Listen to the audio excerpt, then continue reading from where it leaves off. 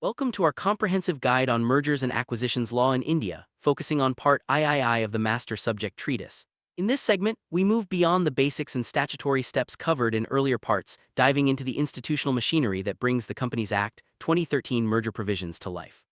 We'll explore the constitution and jurisdiction of the NCLT, the granular petition procedures, the role of objections, and the appellate process through the NCLAT and Supreme Court. This journey will help you understand not just the letter of the law, but how it operates in real-world transactions. Before we proceed, let's quickly recap where we are in the treatise. Parts I and II laid the groundwork. Part I introduced the conceptual vocabulary, historical development, and regulatory framework for M&A in India. Part II provided a detailed doctrinal treatment of transaction structures and the statutory procedure under sections 230-232. Now, Part III builds directly on that foundation, assuming you're familiar with the step sequence, and focuses on the procedural and institutional aspects that operationalize these statutory provisions.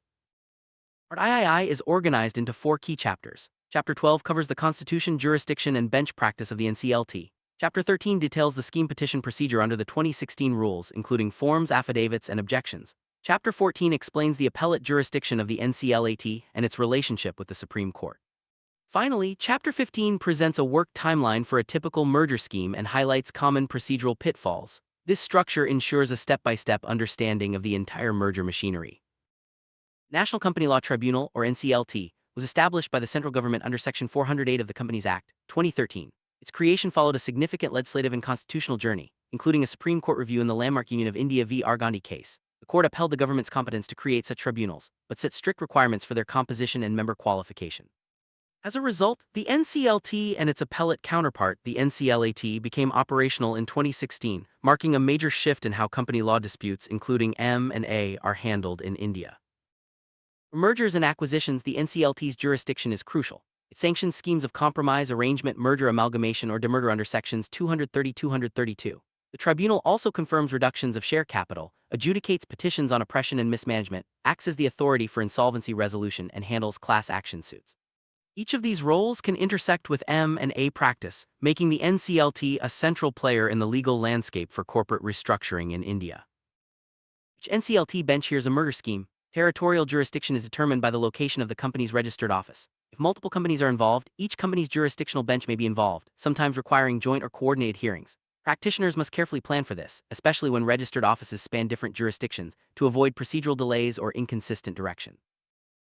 CLT benches typically consist of 1 judicial member and 1 technical member sitting together. However, the president of the NCLT can direct a single-member bench for certain cases within statutory limits. For merger schemes, given their complexity, a 2-member bench is the norm. This ensures both legal and technical expertise are brought to bear on the issues at hand.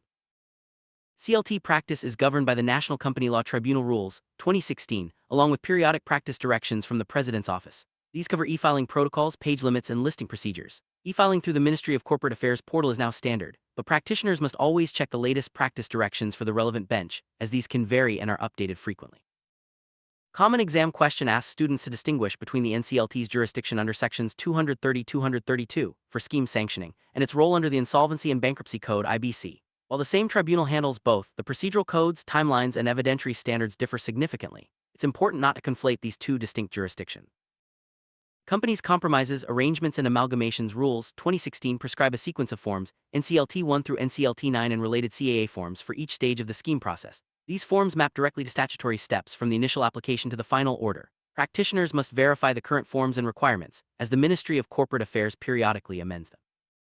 Process begins with an application for an order to convene meetings or seek dispensation, supported by an affidavit disclosing all material facts.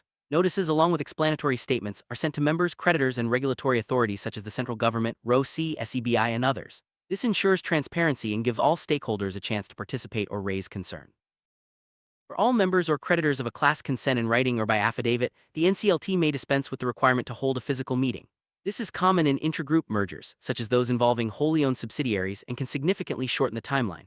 However, dispensation is at the tribunal's discretion and is not automatic, even if all consents are filed. Section 232, and the rules require the application to disclose by affidavit all material facts about the company. This includes the latest financial position, auditor's report, any pending investigations, reduction of share capital, and details of any corporate debt restructuring. Non-disclosure or misstatement can lead to challenges or refusal of sanction, so this is a substantive obligation, not a mere formality. Section 234 allows objections from shareholders holding at least 10% or creditors with at least 5% of the total outstanding debt. This threshold filters out frivolous objections, ensuring only those with a substantial stake can challenge the scheme. Regulatory authorities who receive notice can also file representations within 30 days, and their silence is treated as no objection.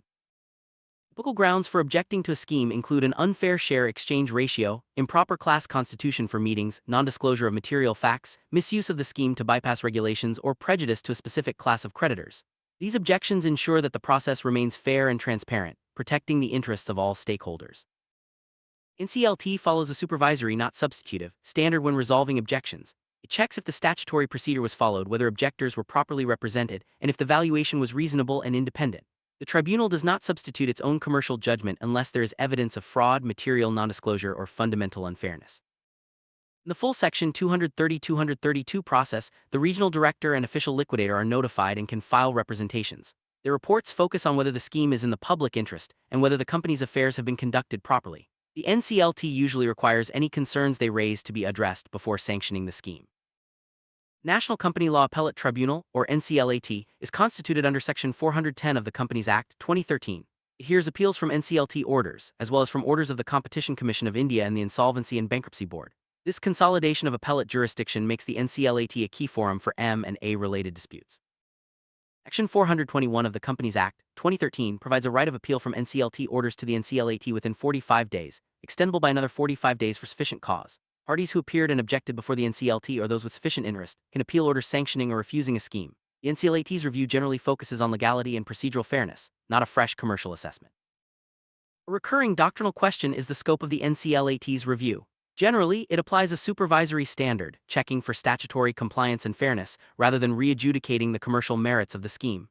However, students should always check the latest NCLAT decisions as jurisprudence continues to evolve. A combination is subject to a Competition Commission of India (CCI) order. An aggrieved party can appeal to the NCLAT under Section 53B of the Competition Act, 2002. Onward appeal from the NCLAT in competition matters lies to the Supreme Court. This appellate chain ensures checks and balances in competition regulation for M and A transactions. Section 423 of the Companies Act, 2013, allows appeals from NCLAT orders to the Supreme Court, but only on questions of law. The appeal must be filed within 60 days, extendable by another 60 days for sufficient cause. This restriction means the NCLAT is usually the final fact-finding forum, with the Supreme Court stepping in only for legal errors. Because a scheme isn't finally beyond challenge until all appeal periods have expired or appeals are resolved, parties often include risk allocation clauses in transaction documents. These might require the NCLT order to become final and unappealed before closing, or provide indemnities for appeal risks. This practical consideration links procedural law to transaction drafting. Frequently tested detail is the structure of appeal timelines. NCLT to NCLAT within 45 days, extendable by 45 days. NCLAT to Supreme Court within 60 days, extendable by 60 days. Questions of law only. Don't confuse these with the 30-day deadline for filing the sanctioned scheme with the Row C, which is a compliance requirement, not an appeal period.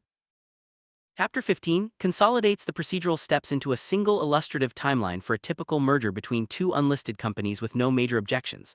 This is invaluable for exam flowcharts and practical planning. The actual duration can vary widely based on complexity, regulatory requirements, and whether objections are raised. The process begins with drafting the scheme document and preparing a registered valuer's report on the share exchange ratio. This stage involves structuring, due diligence, and valuation, typically taking 4 to 8 weeks. Board approval from both companies follows, usually in a single meeting. After board approval, the Section 231 application is filed before the NCLT, supported by the Section 232 disclosure affidavit. This typically happens within 1-2 weeks of board approval, depending on drafting and filing logistics. NCLT then issues an order convening meetings or dispensing with them, depending on the facts. The notice period for members, creditors, and regulatory authorities is at least 30 days, during which representations or objections can be filed. This stage can take 4 to 12 weeks, depending on the bench's workload. Class meetings are held for members and creditors to vote on the scheme. The chairperson's report on the outcome, including whether the required majority is achieved, is then filed. Each meeting typically takes a day, scheduled after the notice period expires. Once the meetings approve the scheme, a petition for final sanction is filed with the NCLT. This usually happens within 1-2 weeks after the meeting results are in. The petition is supported by all necessary documents and reports. NCLT holds hearings on the petition, addressing any representations from the Row C, official liquidator, or income tax authorities. This stage can take 6 to 16 weeks depending on the complexity and whether further inquiries are needed. The tribunal then issues its order sanctioning the scheme. After the NCLT order is received, a certified copy must be filed with the Registrar of Companies, ROC, within 30 days. This is a statutory deadline under Section 232(5). Once filed, the scheme becomes effective and the ROC records the vesting and, if applicable, dissolution of the transferor company. For a straightforward unlisted intragroup merger, the total process from board approval to ROC filing typically takes 5 to 9 months. This timeline can be compressed if meetings are dispensed with or extended if there are objections, regulatory delays, or complex facts. Schemes involving listed companies or cross-border elements require even longer lead times.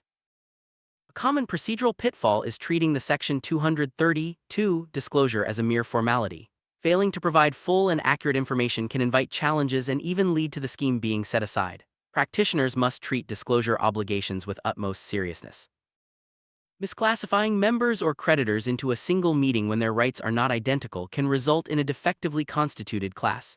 This procedural error can vitiate the entire approval process, so careful classification is essential. For listed company schemes, failing to sequence the SEBI or Stock Exchange Observation Letter process correctly can lead to rejected or delayed NCLT filings. This step must be completed before the NCLT application is filed, as it can take several weeks or months. Underestimating the time required for sector-specific regulatory approvals, such as from the RBI for banking or IRDAI for insurance, can derail the timeline. These approvals must be obtained or well advanced before the scheme can be sanctioned. When transferor and transferee companies fall under different NCLT benches, failing to coordinate parallel filings can result in inconsistent directions or avoidable delays. Practitioners must plan for multi-jurisdictional coordination from the outset. Not building appeal period risk allocation into the transaction's closing conditions can leave parties exposed if a successful appeal arises after sanction. Transaction documents should address what happens if the scheme is challenged or set aside post-sanction. Overlooking the Competition Commission of India (CCI) notification timeline can cause major issues. NCLT sanction and CCI approval are independent requirements. Acting as if the combination is effective before CCI approval can lead to regulatory penalties for gun jumping. Part III has shown how the statutory skeleton of Sections 230-232 is operationalized. From the NCLT's constitutional foundation and jurisdiction, through granular forms and objection practice, to the NCLAT's appellate role and a work timeline.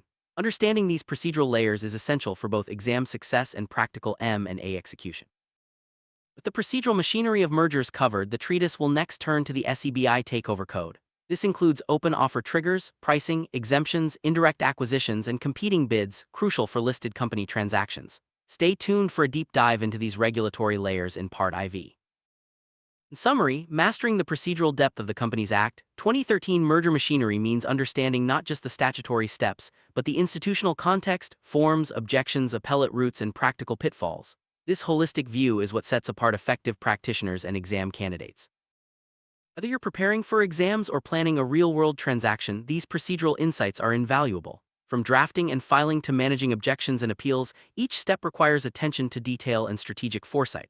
Use this knowledge to navigate the complexities of Indian M&A law with confidence. Thank you for joining us on this deep dive into the procedural machinery of mergers and acquisitions under Indian law. Stay tuned for the next part where we'll unravel the SEBI takeover code and its impact on listed company transactions. Until then, keep learning and stay curious.